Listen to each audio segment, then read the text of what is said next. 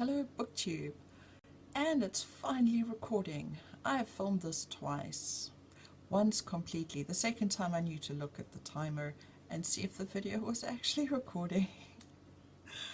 Newbie mistakes, right? Check every now and again to see if you filled the iPad. Anyway, so complaints aside, this video is going to be a quick wrap up of the rest of my October reading month, and then to flesh out this video a little bit more, I'm going to add a bit of a book haul, because my crystal ball is very accurate, and when I said that the rest of this month would be abysmal, I was not wrong. First week of October I read 8 books. The rest of October I read 3. Yeah, okay. But anyway, what else? You can't argue with what happened, can't change the past, and at least I got a lot of work done, so kudos there. Anyway, let's get started. So the first book was Richard II by Shakespeare. I read this for ShakeTube, but I didn't get around to filming a video because of workload. But I did read it anyway, so what did I think of Richard II? Basically, I thought Richard was a bit of a horrible king, actually. No, Stalin, horrible. Richard, rather pathetic. I thought he was a bit of a pathetic leader, but I still felt sorry for him at the end to what happened. However, I could understand where Bolingbroke came from as well. So once again, Shakespeare is making me undecided. I'd have to read it again to make up my mind even more. But yeah, I struggled to read this, not because of the language, but because of workload. So I'd get into bed at night and I'd read 2 pages, and then my lazy eye would start doing this, and then the other one would start closing, and I was like, So it's very hard to keep involved in something, reading it like that. It never does it justice. But yeah, although I can't say that I was enthralled by Richard II, I think that that probably has to do with the way in which I read it and not Richard II. I'd also like to see if I can find a different copy of this one. This one was very strange with the notes. It had a lot of history in it, but it was very difficult to follow while reading. Yeah. I must also say that from reading this, it's the second time that I've read this now, but it's made me want to actually go and read more about the British royalty and what happened. So once I finally got Stalin sorted, well, Russia sorted, then I'm going to see what I can do to find out about British monarchy. I think it's going to be an interesting subject. Moving on. So the next book is A Streetcar Named Desire by Tennessee Williams. And the reason I chose this was because it was really thin, and I was getting worried because I've got a lot of books that I need to read. Basically, I've got 2 TBR piles in my mind, actually my database as well. The one that was there standing at the 31st of December last year, and then the second one, which is everything. And I need to get the first one down because I keep reading the new books, and the other books, some of them have been on my shelf for almost 30 years. So, reading those. So that was one of the reasons why I read this. The other one was because it was short and I wanted more books for October. Anyway, so as I said before, this is a play. Now, this isn't a plot-driven story. This one's definitely very character-based. It's a character study.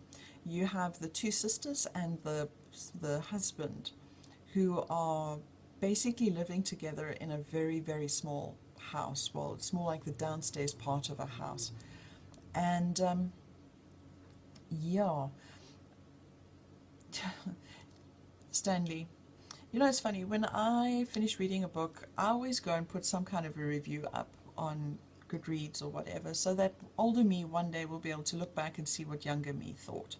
And I tend to look at what other people have said as well to see if there's something that I missed. Maybe I should look into something again or look at something in a different way. And there were so many people that were going, "Oh, Stanley." And I was like, really? Did we just read the same book? Because, And then I saw the gifts and I was like, oh, Marlon Brando, no shirt on. I can see why everybody's going, Stanley. They kind of missed everything else that was really bad. Anyway, so this is not a very easy book to read. Well, no, it's not that. It's not that it's hard to read. It's got difficult subjects, matters, more difficult themes. So you're looking at domestic violence, domestic abuse, the reason why women don't want to leave relationships, slut shaming, or at least that's what it would be referred to today, and the need to find love, and how vindictively mean other people can be. And yeah, it was quite a read, and I really appreciated the characters and how they slowly but surely revealed who they were. That was done really well. In fact, I want to make a note in here for my older me that I need to look at Blanche again, because now that I know how her character reveals and what happens with her at the end, I'd actually like to read her again. But I've got a lot of books to read, so I'm not rereading right now. The other thing that I need to commend this book for was the setting. In so few lines, Tennessee Williams really manages to create the setting of this play very, very well. I was completely lost in this world, well, at least my imagination was.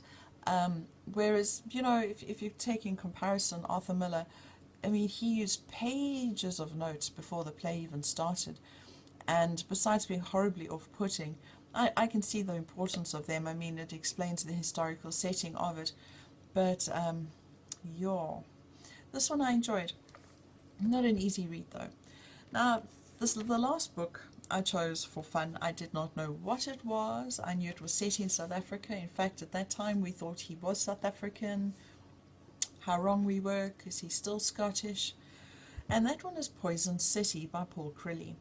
Now, this is an urban fantasy, and I'm going to be completely honest and say that unless it's got Sammy and Dean Winchester in it, I'm not interested in supernatural or urban fantasy as a rule.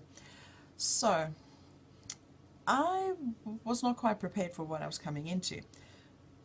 But this was done really well. But I'm jumping the gun. So first of all, as I said, this is set in South Africa. It's set in Durban, a town that my brother and sister-in-law fondly refer to as Dirtburn. And Paul Crilly does not seem to disagree with that assessment or evaluation either. And so as I said, it's got a lot of supernatural creatures. You've got werewolves and all sorts of things going on. And to be totally honest, I actually enjoy the idea of setting an urban fantasy supernatural type story in South Africa, because here we really are a melting pot of so many different cultures, and the traditional cultures around here are very superstitious, so that part really made a lot of sense. The writing, though, particularly in the beginning, I felt it was very forced and a bit cliched. It's very unusual, particularly for a debut book, that I found the later part stronger.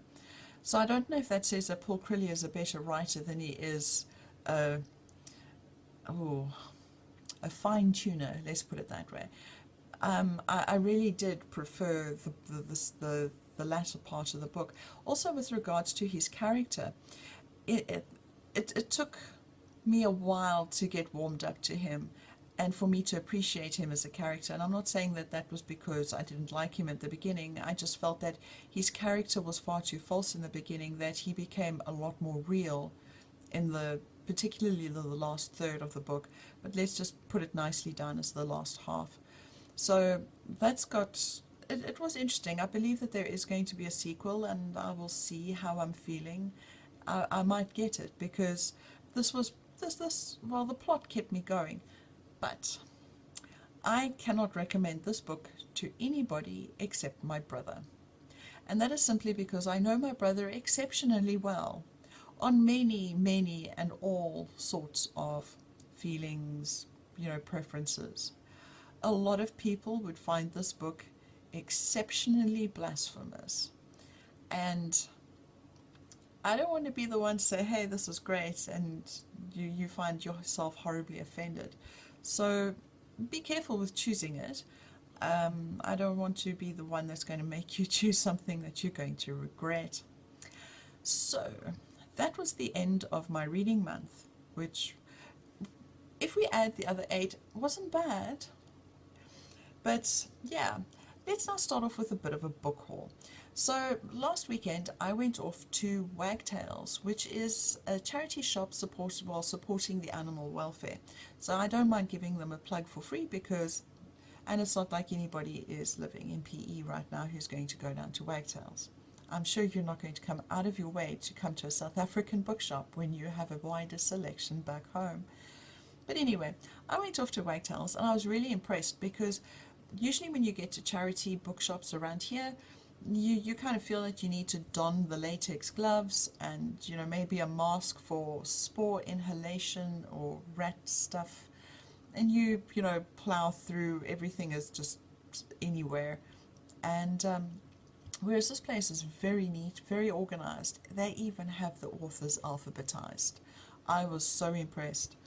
So I started off in the classic section and I got Victor Hugo's Les Mis, Volume 1 and Volume 2, unlike my last book haul where I just got Volume 2, very unhelpfully.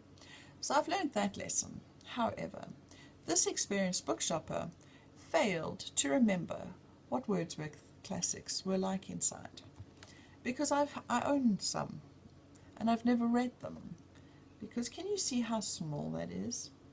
The print is tiny. I've got dreadful eyesight. I'm going to be sitting reading it like this.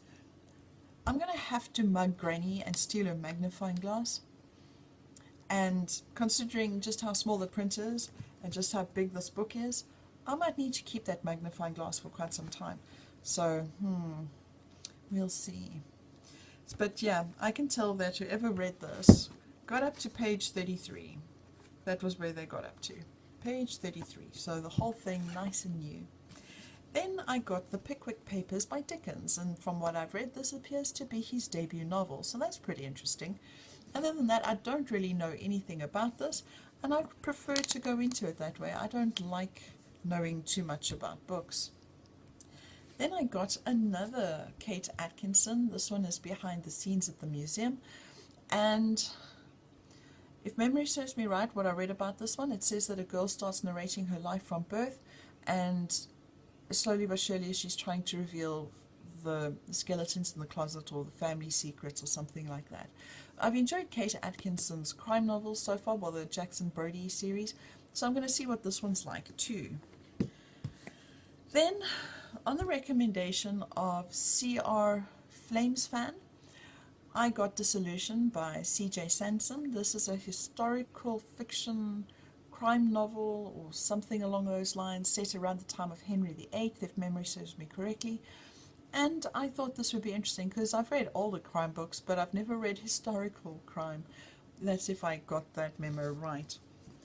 Then I found Night Work by Laurie R. King. Now, I've been looking for The Beekeeper's Apprentice by Laurie R. King. I hope that's the right title. It's the first one in her Sherlock Holmes series, and I am yet to find it. I've been looking for it for, sure, it was since before my father passed away, so that would be about 6 years. I've been looking at it for quite some time, and I haven't found it yet. But I found this one, and I thought, oh, well, why not? And yeah, from what I've seen on Goodreads, this one seems to have the lowest rating of all her books. But I suppose from everything is up from there, right? So if I enjoy this one, I should enjoy everything. Now, you've seen this one, Before I Forget by Andre Brink. This one apparently, although the back is horribly unhelpful, this one apparently follows a writer who has no longer got much talent for the craft, who meets an artist, and yeah, that's about as far as I got with reading the synopsis. I didn't want to find out more. I found that so many synopsises out there seem to give away far too much of the plot these days, so I don't really like to read them. So we'll see what Mr. Brink does this time round, because I was not so impressed when I was 17. Then I got this one. This was, actually this one's a November haul. I got it on Friday, but you know what? I just want to put it on the shelf now so that I can clear it off my desk. So it's coming in the October haul. This one's Kate Atkinson, Emotionally Weird, and this one has to do with a mother and daughter who apparently go to an old ancestral home in Scotland where they start sharing stories. So interesting. We'll see what happens.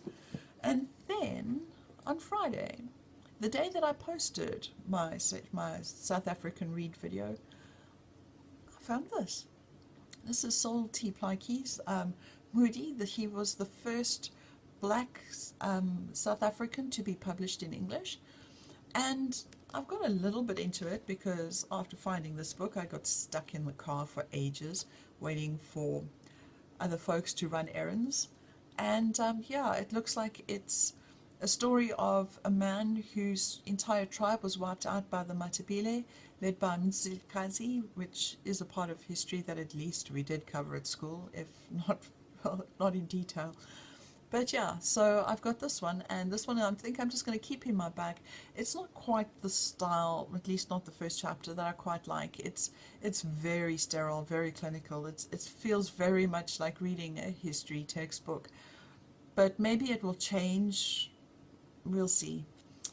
Maybe, but it's interesting if nothing else because it's a view of my country that I've never seen before. So I'm going to plow through it, even though it might not be my thing. Anyway, that was my wrap up and my book haul. I can now go and climb my ladder and put all my South African books away too, because I figured if I'm going to have to do it once, we might as well just make it once and not twice. Yeah, so that is me. I will see you shortly with another video. Enjoy reading. Bye.